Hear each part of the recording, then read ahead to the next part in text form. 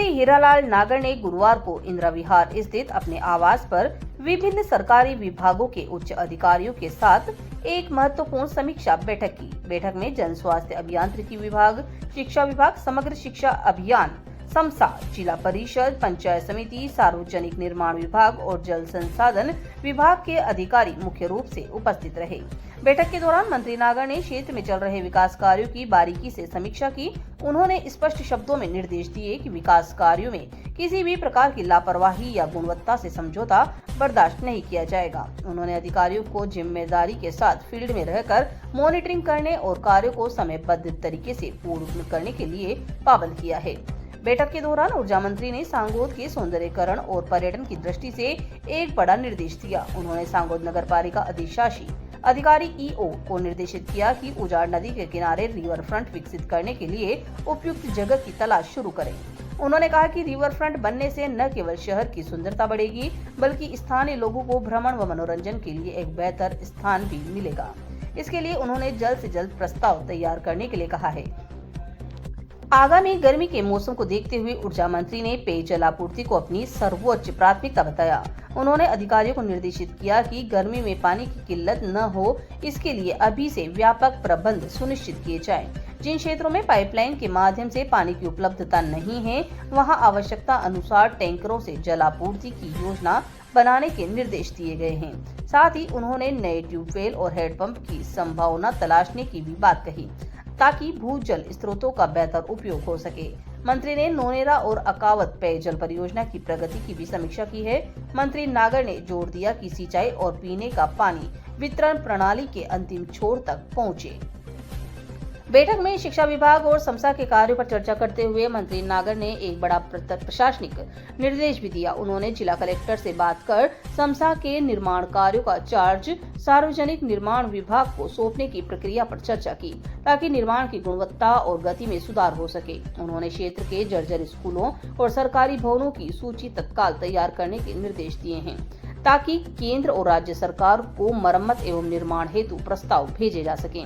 इसके अलावा उन्होंने सड़कों के निर्माण में तकनीकी सुधार की बात करते हुए कहा कि ग्रेवल की जगह जीएस का उपयोग किया जा सकता है। ऊर्जा मंत्री ने अधिकारियों को कहा, ग्रामीण क्षेत्रों में विकास कार्य करते समय स्थानीय ग्रामीणों को भी शामिल करें। ग्रामीणों से उनकी प्राथमिकता पूछें। मतलब जो विकास कार्य है उनको लेकर के और सभी हमारे, चाहे वो पीडब्ल्यूडी हो, सिंचाई विभाग हो, शिक्षा विभाग है, सभी विभागों के माध्यम से पीएचईडी है, इन सब की बैठक ली है और आने वाली हमारी गर्मी में कैसे पेयजल की किल्लत ना हो उसके लिए निर्देश दिए हैं। और जहाँ जहाँ कहीं अगर ऐसा कोई इश्यू है तो वहाँ पर टैंकर से वाटर सप्लाई सुनिश्चित की जाए। गर्मी को देखते हुए कहाँ ट्यूबवेल, हैंडपंपों की आवश्यकता है वो सुनिश्चितता की जाए, ताकि किसी तरह की आने वाली गर्मी में हमारे आमजन को परेशानी ना हो। इसके लिए मीटिंग की है। बिजली की व्यवस्थाएं ठीक रहे ताकि आने वाली गर्मी में सुधार हो, और उसके साथ साथ कोई बिजली की कोई समस्या है तो उसका समाधान भी इससे आने वाले गर्मी से पहले कर लिया जाए। और इसी तरह से जो हमारा कई जगह विकास कार्य होने हैं और वो कहीं रुके हुए थे, अप्रोच नहीं थी, खेतों में रास्ते नहीं थे, जिसकी वजह से विकास कार्यों पर अभी तक किसानों की फसलें अब कटने में आ गई और लगभग तैयारी है, तो उनके काम जल्दी शुरू किए जाएं, ताकि उन रास्तों पर हमारा जो आने जाने आवागमन जो बाधित रहता है, कई रास्ते, कई रोड जो हमारे स्वीकृत हैं और जहां पर किसानों ने फसलें बो रखी थी तो उन पर भी काम शुरू होना है। उसके लिए भी मॉनिटरिंग करके और वहाँ शीघ्र काम शुरू हो, ताकि आने वाले समय में बरसात के पहले इन सब कामों को अंजाम दिया जा सके। इसके लिए आज की मीटिंग की है और सभी विभागों को निर्देश दिए हैं। शिक्षा विभाग में जहाँ जहाँ भी हमारे जो ऐसे स्कूल हैं जहाँ पर पूरी तरह से भवन जर्जर हैं, उनकी सूची अतिशीघ्र बना करके और वो यहाँ पर समसा के माध्यम से राज्य सरकार और केंद्र सरकार को भेजी जाए। और जहाँ पर मरम्मत की जरूरत है उनको भी सूचीबद्ध करते हुए मरम्मत की भी आवश्यकता अनुसार वो सूची भी भेजें, ताकि वो बजट के लिए प्रयास करके और स्कूलों की जो हमारी माली हालत ठीक नहीं है उनको सुदृढ़ किया जा सके। सर, मीटिंग के जरिए ये भी पता चला जो उदासीन अधिकारी हैं उनकी लापरवाही की वजह से क्षेत्र के विधानसभा कार्य में कई विकास कार्य रुके हुए, उनको फटकार भी आज देखने को मिली।